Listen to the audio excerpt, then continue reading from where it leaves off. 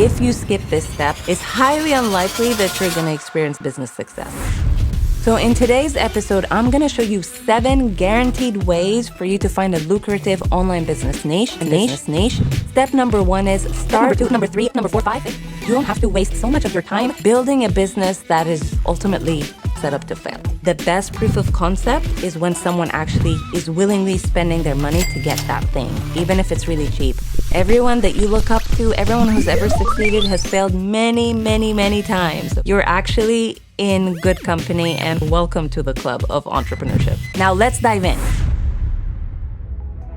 Welcome to Daring Forward, where we feature ordinary women doing extraordinary things and learn practical lessons and action steps to help you live courageously. I'm your host, Sahar. Now, if you're ready, let's dare forward. Many aspiring entrepreneurs, myself included when I started out, approach starting a business like this. You come up with a brilliant business idea. You ask a few friends and some family about your idea. They encourage you, they validate your idea. You buy the domain, and then you launch. The problem with launching that way is that you end up missing a huge piece of running or starting a successful business, which I would say accounts for at least 50% of your business success. And that is finding a profitable niche, right? So it's all about doing the market research. You cannot get away from it. If you skip this step, it's highly unlikely that you're going to experience a business success. So in today's episode, I'm going to show you 7 guaranteed ways for you to find a lucrative online business niche so that way you don't have to waste so much of your time and resources building a business that is ultimately set up to fail. If you're new around here, hi, I'm Sahar. I'm a digital marketer and entrepreneur, and I help aspiring and creative entrepreneurs find the courage to pursue their purpose profitably. Now, if you want to hear more content like this, or if you want to see more of it on YouTube, make sure that you subscribe to the channel or subscribe to the podcast. Make sure that you like this episode if you can, and subscribe to the notifications so that you are notified every time we release a new episode. Now, let's dive in. Step number 1 is start with who you're helping, or at least have some sort of idea or hypothesis as to who you're going to help. And try to be specific as to whether you're going to help solve a problem that a person or a group of people have, or help meet a need or desire that a group of people want. For example, you want to help women be healthy. How? Is it going to be through blogging and writing informative articles? Are you going to prepare meal plans? Are you going to maybe set up a subscription service or, create some supplements? So there's so many different ways that you can help women be healthy. And also think about the individuals or the group of people as well, and try to be crystal clear about who that person is. So are they women who are mothers, or are they working professionals? Are they Gen Z or millennials? What income bracket do they have, and where do they live? These are all things that will help you clarify who that individual is. The more clarity you have on who it is that you're helping, the better you can craft your offer and a business around them. Step number 2 is start with keywords. And in all honesty, you could also start here if you think it's easier to approach a problem and then find the group of people around that. So step 1 and 2, they're interchangeable. It doesn't matter what order you do it in, as long as you start with either one. Now, the reason why keywords are important is because it represents what people are looking for. People are also searching for learning how to do things. They're researching to buy as well. And some of the best places to do that are Google, obviously. YouTube's a great place. Pinterest is also a visual search engine.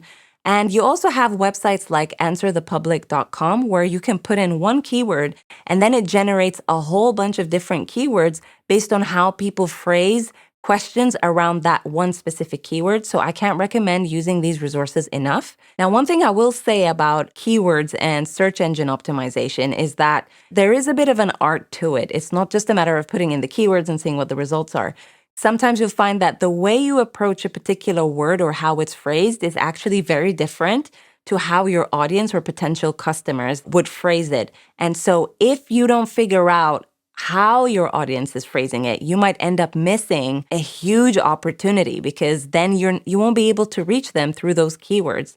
So for example, I had a client who came to me for Pinterest advertising services, which is what we provide with our agency. And so one of the things that they wanted to launch was they had a book proposal that they wanted to sell.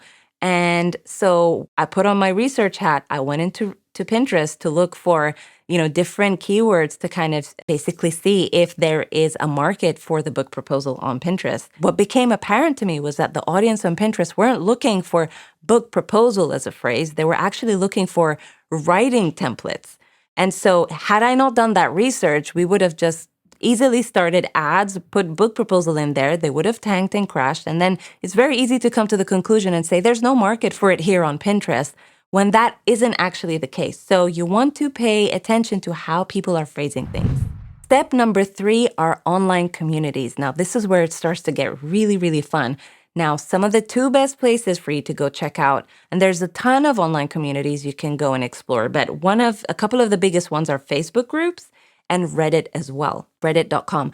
Now, the great thing about researching these online communities is that it stops your idea being just an idea and a concept, and you actually start seeing how people are phrasing and saying things as well in real time.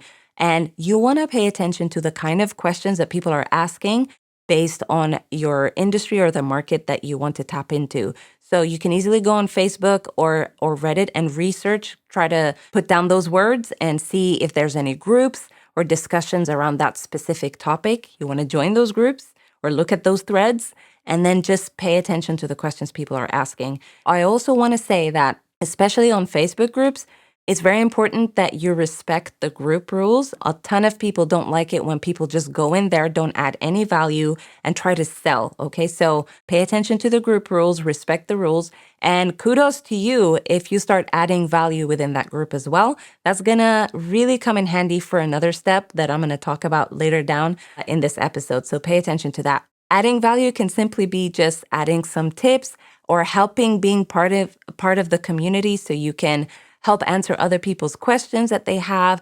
Just be an active member of the community so people kind of start to pay attention to who you are and know that you're someone that adds value to the group. That is very, very helpful, although it can be time consuming, but it will be worth it, I promise.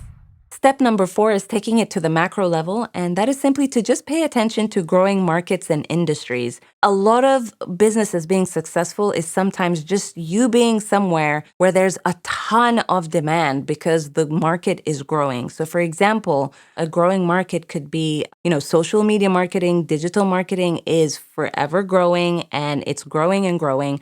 Whereas traditional forms of markets like, advertising, say like television, newspapers, they are slowly declining, right, at the macro level. So you want to pay attention to those. And some of the best places for you to kind of do that research at that macro level is paying attention to the news, checking out the stock market, also Googling it yourself and researching. And something else that I found quite helpful are organizations that do market research and campaigns, because they usually have a ton of data and they collate that data for you. Sometimes you do have to pay to get like those reports, but they're really, really a great place for you to check out. Step number 5 is research your competitors, although I don't like calling it that because it creates a sense of scarcity and competition when I genuinely believe that there's room for all of us. It's just how you approach it. The first thing you want to do is you want to do a bit of a SWOT analysis on everyone who's in your industry who's trying to do what you want to do. And SWOT stands for, strengths, weaknesses, opportunities, and threats, right? So after you've done that, you want to assess whether you can enter that market from a completely different angle so that you come across like you're doing something new and authentic. And that can be done in tons of different ways. And bonus points to you as well if you can find a way to complement your competitors in the market. So let's consider you wanting to tap into, say, the skincare market. Now, there's loads of different ways you can approach it. You can come in selling a new product. You can sell a similar product that a ton of people are already doing, but your offer is completely different. Maybe rather than just selling it one-on-one, maybe you could create a subscription service around it that no one else is doing. You can, rather than sell a product, maybe provide a service that no one else is providing that is unique. Maybe you can approach it as you won't provide the service or the product, but maybe you'll help with the distribution of it because there's a gap there that people aren't doing it well. So there's a ton of different ways to solve a problem or help meet a need or help meet demand. You just have to spend some time really assessing what the problem is and then come up with a solution that actually helps solve that problem. Step number 6 is put out your minimum viable product. And that could be either a beta launch, so like a mini launch, a soft launch, or it could be a focus group with you providing maybe a discounted offer, or you can offer your services for free. That totally depends on you. But this is where having added value in those communities, like I mentioned earlier, is going to come in handy. Because once you kind of build that value, you can then begin to ask and say, hey guys, I've got this service or product, and I'm going to take the first 10 people, first 20 people, first 5 people at this discounted price to kind of test it out. Who wants to give it a try? And that is going to be absolute gold for you. This is where the rubber hits the road. And those first initial customers or clients of yours are really going to help you craft and fix any issues that you have with your business model or your offer, your product, or your service. That feedback that you get from them is going to be invaluable. And the truth is, the best feedback that you're going to get is actually from speaking to people one-on-one. And you can, offer something for free to get them on the phone. You can give them a gift, or you could get them on a Zoom call and actually ask them all the questions that you need to ask to get that clarity that you need. And a word of advice here as well. I personally would always prefer to launch something that people pay for, because the best proof of concept is when someone actually is willingly spending their money to get that thing, even if it's really cheap. People who do things for free will have all these ideas about why they think your product or service may or may not work, or how you can do things better. But really, the ones you really want to pay attention to are the ones who part with their money, because that means what you have to offer actually works. Step number 7, which is the final part of this episode, is that just launch and iterate. This is by far the hardest part of the journey, is the launching, is actually moving away from ideating and researching. A lot of people can get stuck there, but actually taking that first step of action is really, really hard, because we're so conditioned as a society to have people externally validate us, with degrees or qualifications to say, yes, you're qualified to do this, now you can actually practice or take a step. Whereas with entrepreneurship, no one does that for you. You just have to believe in yourself enough to take the first step. You don't have to believe yourself for the whole journey. I don't know anyone who does, especially if you're trying to do things that really help people and make an impact. So I just want to encourage you, don't overthink it. Don't stay stuck in analysis paralysis. Set a deadline. See if you can get accountability. Put it out there. Does not have to be perfect. It is okay if you make mistakes. It is okay if it fails and it doesn't work. You try again and you iterate. And whatever happens, I just want you to remember that you are not your performance and you are not your circumstances. Everyone that you look up to, everyone who's ever succeeded has failed many, many, many times, okay? So you're actually in good company, and welcome to the club of entrepreneurship. So those are my 7 different steps for crafting a lucrative online business niche for yourself. Let me know if you have found these helpful, or if you've taken any of these steps before. I would love to hear from you, whether it's in the comments or if you shoot me a message on Instagram. I always love hearing from you guys. And by the way, if you want to learn more about how to avoid costly business mistakes as an aspiring entrepreneur, I want to encourage you to watch my episode on 10 cringeworthy lessons that I learned from starting an online business. I'm going to make sure that that's going to be linked in the show notes or in the comment box below. Thanks for tuning in today. All the resources mentioned in the show are linked below if you're watching on YouTube, and linked in the show notes if you're listening to the podcast. If you've enjoyed today's episode, then I want to invite you to help us spread our message by choosing one of 4 ways. 1, subscribe to the YouTube channel or the podcast. 2, leave a review if you're listening to the podcast. It really helps. 3, let me know in the comments below what the key takeaways were for you in today's episode. And 4, share this episode with one friend who could use a little bit of courage today. And if you want to binge our episodes, may I suggest you watch this episode right here if you're watching on YouTube. That's it. Until next time, don't forget to live courageously and dare forward.